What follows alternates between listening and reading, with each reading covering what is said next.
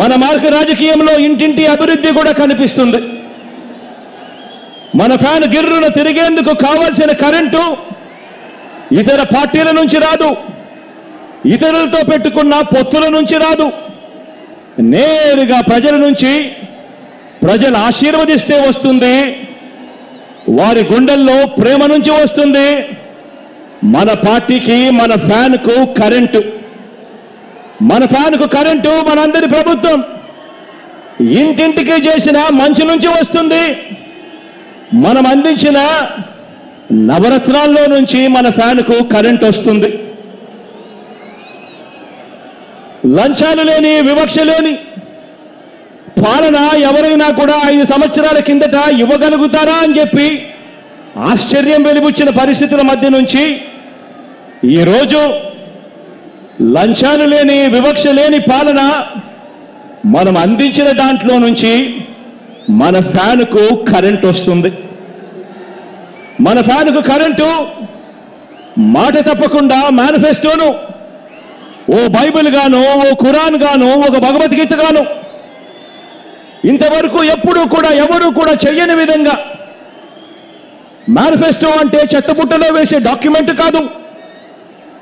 Manifesto అనంటే ఒక పవిత్ర గ్రంథమని భావించి 99% హామీలు అమలు చేసిన ఆ నిజాయితీ నుంచి ఈరోజు మన ఫ్యాన్కు కరెంటు వస్తుంది.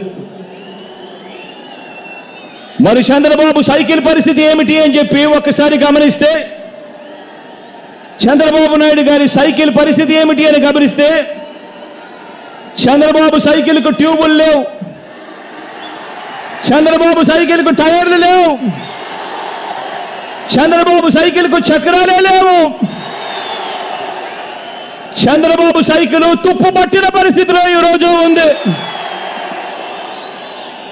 ఆ తుప్పు పట్టిన సైకిల్ను తొక్కటానికి, ఆ తుప్పు పట్టిన సైకిల్ను తోయటానికి ఇవాళ చంద్రబాబు నాయుడు గారికి వేరే పార్టీలు కావాలి. ఇది చంద్రబాబు నాయుడు గారి జాబ్ రిక్వైర్మెంట్. ఎందుకంటే బాబు పేరు చెబితే గుర్తుకొచ్చే ఒక్క మంచి కూడా ప్రజల నోట్లో నుంచి వినపడదు. చంద్రబాబు పేరు చెబితే గుర్తుకొచ్చే ఒక్క స్కీము కూడా ప్రజల నోట్లో నుంచి వినపడదు, కనిపించదు. అందుకే పొత్తుల్లో భాగంగా ముందుగా ఒక ప్యాకేజీ ఇచ్చి ఒక దత్తపుత్రుని తెచ్చుకున్నాడు ఈ పెద్ద మనిషి చంద్రబాబు నాయుడు. దత్తపుత్రుని ఎందుకు తెచ్చుకున్నాడంటే, ఈ ప్యాకేజీ స్టార్ అయితే సైకిల్ సీటు తనకు కావాలని అడగడు, తన వారికి సీట్లు ఇవ్వకపోయినా కూడా ఈ పెద్ద మనిషి, ఈ దత్తపుత్రుడు అడగనే అడగడు.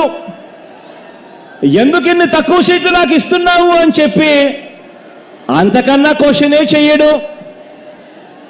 కావాలంటే తాను తాగుతా ఉన్న టీ గ్లాస్ కూడా బాబుకే ఇచ్చేస్తాడు. చంద్రబాబు సిట్ అంటే కూర్చుంటాడు, చంద్రబాబు స్టాండ్ అంటే నిలబడతాడు. సైకిల్ను ఎప్పుడు దిగమంటే అక్కడ దిగుతాడు, ఎప్పుడు సైకిల్ను తోయమంటే అప్పుడు తోస్తాడు. పొత్తుల్లో ఉండమంటే పొత్తుల్లో ఉంటాడు, విభేదించినట్టు డ్రామాలు ఆడమంటే రక్తి కంటిచ్చే డ్రామా కూడా ఆడుతాడు.